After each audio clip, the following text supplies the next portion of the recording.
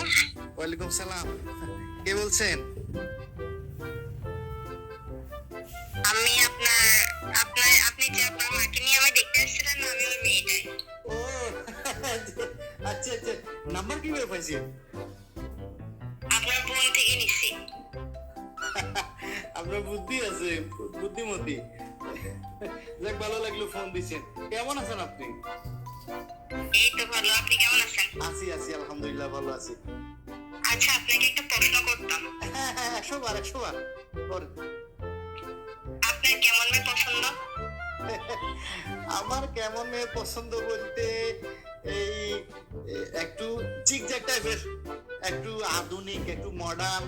এই ধরেন যে একটু জিন্স প্যান্ট পরে, এই তারপর মনে করেন যে এই গেঞ্জি গায়ে দেয়, তারপর এই চুলের বব কাটিং আছে, তারপর এই মানে এরকম একটু আধুনিক টাইপের আর কি। একটু মডার্ন টাইপের হইলে একটু ভালো লাগে আমার। আপনি একদম পারফেক্ট এরিয়া আসছেন। আপনি যেরকম মেয়ে চাইতেছেন আমি ওরকমই। গ্রামে থাকলে কি হবে, আমি শহরের মেয়েদের মধ্যে চলাফেরা করি। আর আমার টিকটকে 1 মিলিয়ন ফলোয়ার্স আছে। 1 মিলিয়ন? হ্যাঁ, 1 মিলিয়ন। আচ্ছা আচ্ছা। আমি তো জিন্স প্যান্ট পরা ছাড়া কোথাও যাই না। আমি শহরের মেয়ের মতো গেঞ্জি গায়ে দিই। ও আচ্ছা আচ্ছা আচ্ছা। আমি সেই লেভেলে স্টাইলিশ মেয়ে যে আমার চুল লম্বা হইতে দিই না, সবসময় কেটে ছড়িয়ে রাখি, পপ কাটিং রাখি। ও আচ্ছা আচ্ছা আচ্ছা। তাহলে এবার বলেন, আপনার কি আমাকে পছন্দ হয়েছে?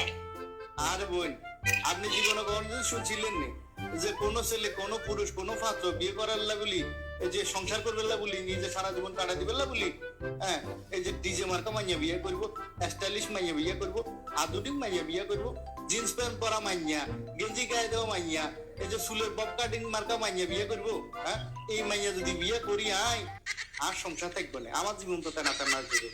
হ্যাঁ, আমার সব টাকা তো পার্লারে চলে যাবো। আমি সুন্দর করে কৌশলে যদি না বলতাম, আপনি এই সত্যটা বলতেন না, এটা বাইরে না। ঠিক আছে, আল্লাহ হাফেজ। হ্যাঁ, আপনার মতো মাইয়ার সাথে আমার যায় না, বুঝছেন না? আমি আপনার হলো সংসার করতে চাইতাম না।